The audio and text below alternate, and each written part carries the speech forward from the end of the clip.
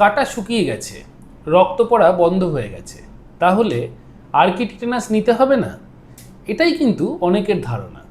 অনেকে বা অনেক পেশেন্ট এসে আমাকে এই কথাটাই বলে যে ডাক্তারবাবু, রক্ত পড়া তো বন্ধ হয়ে গেছে বা কাটা জায়গায় আর ব্যথা নেই, আর তো টিটেনাস নিতে হবে না। কিন্তু আদৌ কি সেটা সত্যি, নাকি টিটেনাস আমরা অন্য কারণে দিই? ঘা শুকোনো বা কাটা শুকোনোর সঙ্গে টিটেনাসের কি কোনো সম্পর্ক রয়েছে? না, নেই। এইটা যদি বুঝতে হয় এবং আপনাদের টিটেনাস কখন নিতে হবে কখন নিতে হবে না, এই জিনিসের সম্পর্কে যদি আপনাদের বিস্তারিত জানতে হয়, তাহলে এই ভিডিওটা আপনাকে শেষ পর্যন্ত দেখতে হবে।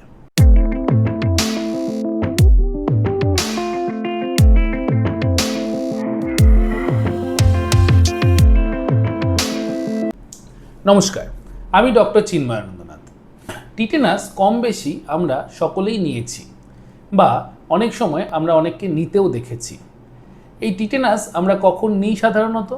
সাধারণত আমরা বলে থাকি যে লোহায় কেটে গেলে বা ময়লা কোনো কিছুতে কেটে গেলে তখন টিটেনাস নিতে হয়।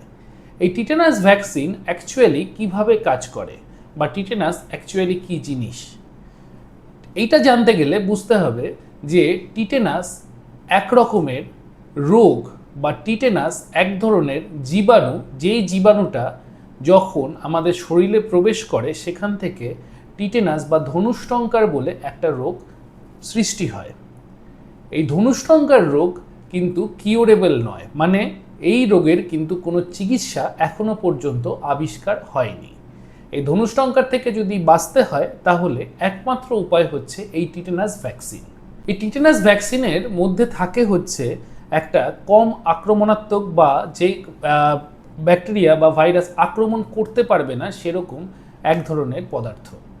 সেই পদার্থটা বডিতে পুশ করে দেওয়া হয় এবং পুশ করে দেওয়ার পরে বডির যে ইমিউনিটি সিস্টেম আছে, মানে আমাদের বডির যে ডিফেন্স মেকানিজম রয়েছে, বাইরের কোনো কিছু ঢুকলে সেটাকে প্রতিহত করার জন্য সেই ডিফেন্স মেকানিজমের মধ্যে ওই ভ্যাকসিনটা প্রবেশ করে।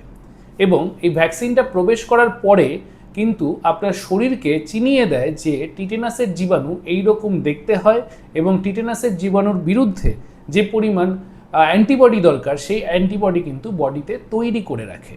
তাতে গিয়ে কি হয়, যদি সত্যিকারের টিটেনাস বা সত্যিকারের টিটেনাসের জীবাণু আপনার শরীরে প্রবেশ করে, তখন যেহেতু বডিতে মানে আগে থেকে অ্যান্টিবডি তৈরি হয়ে গেছে, তাই আপনার সত্যিকারের টিটেনাস ঢোকার পরেও কিন্তু বডিতে ইনফেকশন করতে পারে না। এইবার এই জীবাণু কোথায় থাকে? সাধারণত টিটেনাসের জীবাণু কিন্তু মাটিতে পাওয়া যায় এবং মাটি ছাড়াও অন্যান্য স্যাঁতস্যাঁতে জায়গা, ময়লা বা লোহার জিনিস যেগুলোতে জং ধরে গেছে, রাস্টেড জিনিসপত্র, তাছাড়াও বিভিন্ন রকমের ময়লা জিনিস বা কাচের জিনিস বা যেখানে হয়তো কিছু মাটির অংশ রয়েছে বা মাটির সংস্পর্শের জিনিস রয়েছে, সেই সমস্ত জায়গায় কিন্তু টিটেনাসের জীবাণু বাসা করে থাকে বা টিটেনাসের জীবাণু থাকে।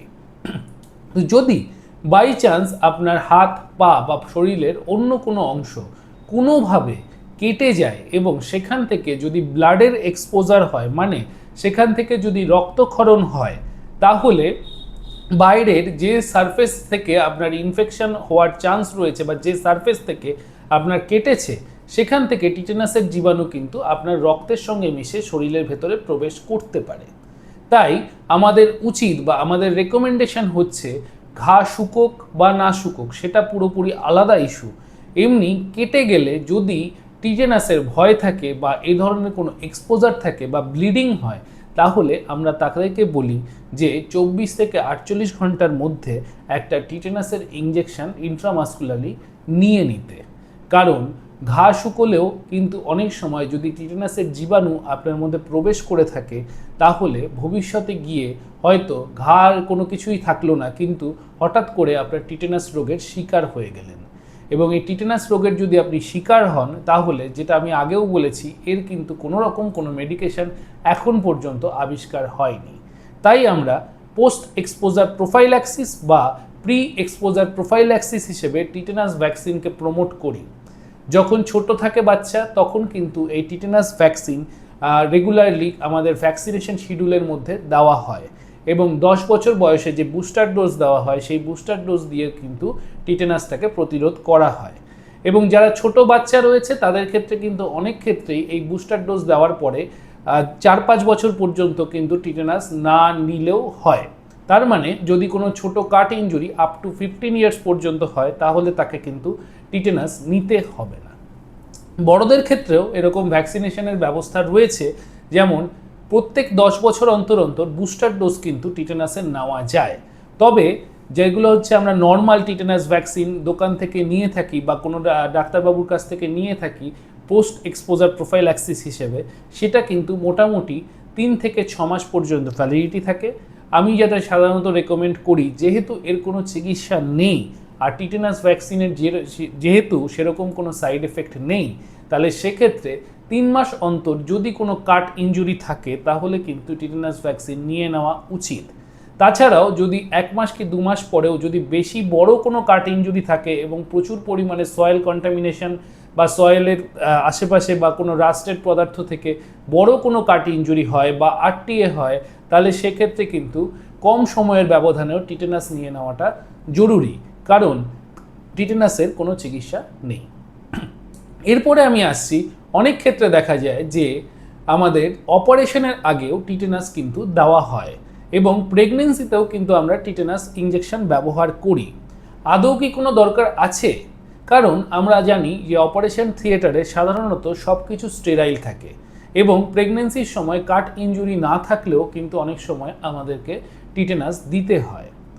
এই দেওয়ার কারণ ওই একটাই, যেহেতু এর কোনো চিকিৎসা নেই, তাই বাচ্চা বা মায়ের যেন কোনো কারণে কোনো ক্ষতি না হয়, তাই প্রেগনেন্সির সময়ও কিন্তু টিটেনাস ইঞ্জেকশন প্রতিষেধক হিসেবে দেওয়া হয়ে থাকে এবং প্রেগনেন্সিতে কিন্তু এই টিটেনাস ইঞ্জেকশন একদমই সেফ, কোনো রকম কোনো কন্ট্রাইন্ডিকেশন বা বাচ্চার ক্ষতি কিন্তু হয় না। আর অপারেশন থিয়েটারে নিয়ে যাওয়ার আগে যেহেতু পেশেন্টের একটা কাট ইনজুরি হওয়ার চান্স রয়েছে, মানে পেশেন্টের মধ্যে যেহেতু অস্ত্রোপচার করা হবে, যতই স্টেরিলাইজেশন করা হোক না কেন, হয়তো ভাইরাস ব্যাকটেরিয়াল ইনফেকশনটা আমরা প্রতিরোধ করতে পারবো, কিন্তু বাই এনি চান্স যদি টিটেনাস জীবাণু কোনো কারণে থেকে যায় তাহলে সেখান থেকে যেন টিটেনাস না হয়, তাই প্রি এক্সপোজার প্রোফাইল্যাক্সিস হিসেবেও কিন্তু আমরা টিটেনাসের ইঞ্জেকশন দিয়ে থাকি। তাই আমি আপনাদেরকে সাজেস্ট করব, এরপর থেকে যদি কোনোভাবে কোনো কাজ করতে গিয়ে বা কোনো কারণে আপনার হাত বা মানে শরীরের অন্য কোনো জায়গায় ক্ষত সৃষ্টি হয় এবং সেখান থেকে রক্তক্ষরণ হয়, তাহলে ঘা শুকোনোর জন্য নয়, টিটেনাস রোগ থেকে প্রতিরোধ করার জন্য বা টিটেনাস রোগ থেকে বাঁচার জন্য অবশ্যই টিটেনাস ইঞ্জেকশনটা কিন্তু 24 থেকে 48 ঘন্টার মধ্যে নিয়ে নিন।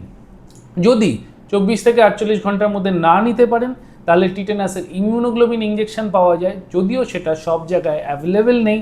অনেক সরকারি হসপিটাল এবং অনেক বড় গভর্নমেন্ট প্রাইভেট হসপিটালে কিন্তু ইমিউনোগ্লোবিন পাওয়া যায়। যদি সেরকম কিছু হয় বা সময় পেরিয়ে যায়, তাহলে কিন্তু ইমিউনোগ্লোবিনও নেওয়া যেতে পারে। ধন্যবাদ আমার ভিডিওটা দেখার জন্য। ভবিষ্যতে অন্য কোনো টপিকে আলোচনা করার জন্য বা যদি কোনো রকম কোনো কিছু জিজ্ঞাসা থাকে তাহলে আমাকে কমেন্ট সেকশনে জানাতে পারেন এবং সাবস্ক্রাইব করে আমার চ্যানেলের পাশে থাকবেন। ধন্যবাদ।